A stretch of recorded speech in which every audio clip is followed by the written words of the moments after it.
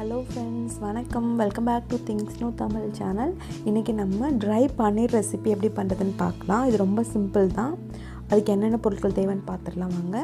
மிளகாய்த்தூள் 1/2 டீஸ்பூன், தக்காளி sauce 1 teaspoon, butter 1 cube,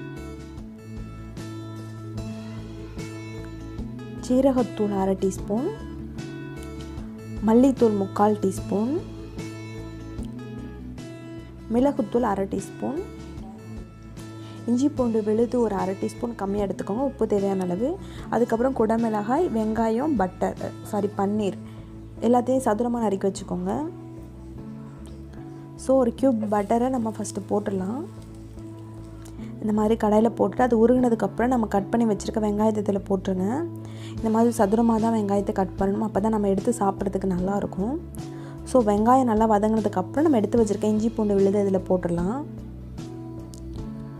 so அந்த வாசனை எல்லாம் போகணும், அது வரைக்கும் வதக்கிக்கோங்க. அது நல்லா வதங்கினதுக்கப்புறம்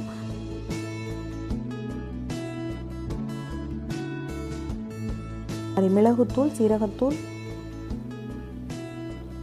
மல்லித்தூள், மிளகாய்த்தூள் இது எல்லாத்தையும் சேர்த்துடலாம். நீங்கள் அடுப்பு சிம்லேயே வச்சுக்கோங்க. ஏன்னா நம்ம தண்ணி எதுவுமே இதில் மிக்ஸ் பண்ண போகிறதில்ல. நம்ம ஃபுல்லாக மசாலா மிக்ஸ் பண்ணியிருக்கோம் அப்படிங்கிறதால அடியில் பிடிக்கும், இல்லை கருகிடும். ஸோ நீங்கள் கிளறி விட்டுட்டே இருங்க. ஈவன் சிம்லேயே வச்சுக்கோங்க. ஸோ இது நல்லா கிளறி விட்டதுக்கப்புறம் இதில் நம்ம இப்போ தேவையான உப்பு போட்டுடலாம். உப்பு இப்போயே போட்டுக்கோங்க, அப்போ தான் அந்த கிரேவியில் படும் அது. ஸோ உப்பு போட்டு நல்லா கிளறிட்டு அடியில் பிடிக்காமல் கிளறி விடுங்க, சிம்லே வச்சுக்கோங்க. இப்போது நம்ம தக்காளி சாஸ் இதில் சேர்த்துடலாம்.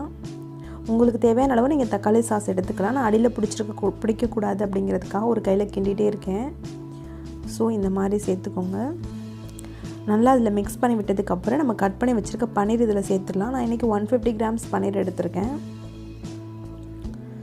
ஸோ பன்னீர் கட் பண்ணி வச்சுருக்க பன்னீர் இதில் போட்டுட்டு பன்னீர் உடையாமல் கிளறி விடணும். பன்னீர் உடைஞ்சிடாமல் கிளறி விடுங்க. ஸோ இப்போ நம்ம மஞ்சத்தூள் கொஞ்சம் போட்டுக்கலாம். எனக்கு கொஞ்சம் கலர்ஃபுல்லாக இருக்கணும்னு தோணுதுனால மஞ்சத்தூள் நான் கொஞ்சம் சேர்த்துக்கிறேன். இது ஆப்ஷனல் தான். ஸோ மஞ்சத்தூள் சேர்த்ததுக்கப்புறம் கொஞ்சம் சோயா சாஸ் கூட ஆப்ஷனல் தான். பட் எனக்கு சேர்க்கணும்னு தோணுனதுனால நான் சேர்க்குறேன். லைட்டாக ஒரு 1/2 டீஸ்பூனுக்கு கம்மியாகவே ஊற்றிக்கோங்க. இப்போ அது ஊற்றுனதுக்கப்புறம் இப்போது கேப்சிகம் நம்ம சேர்த்துடலாம். கேப்சிகம் ஏன் நம்ம லாஸ்ட்டாக சேர்க்குறோம் அப்படின்னா அது ஒரு 5 மினிட்ஸில் வெந்துடும். முன்னாடியே சேர்த்தோம் அப்படின்னா அது சீக்கிரமே வெந்து சுருண்டுரும். ஸோ அதனால தான் நான் லாஸ்ட்டாக சேர்க்குறேன் கேப்சிகம்மை.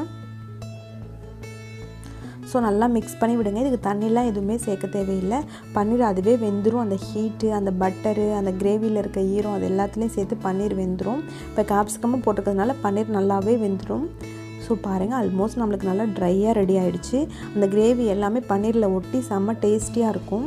இப்போது லாஸ்ட்டாக இறக்க போகிற டைமில் நீங்கள் ஸ்ப்ரிங் ஆனியன் போட்டுக்கலாம். ஸ்ப்ரிங் ஆனியன் கிடைக்காதவங்க மல்லித்தலையை போட்டுக்கோங்க, ஆப்ஷனல் தான். வேணுங்கிறவங்க போட்டுக்கலாம்.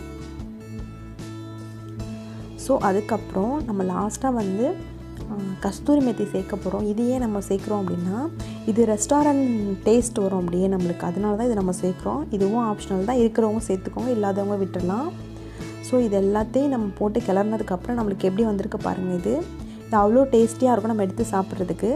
ஸோ இந்த வீடியோ உங்களுக்கு பிடிச்சிருந்தது அப்படின்னா மறக்காமல் நம்ம சேனலை சப்ஸ்கிரைப் பண்ணுங்கள், லைக் பண்ணுங்கள், ஷேர் பண்ணுங்கள். தேங்க்யூ. தேங்க்ஸ் ஃபார் வாட்சிங்.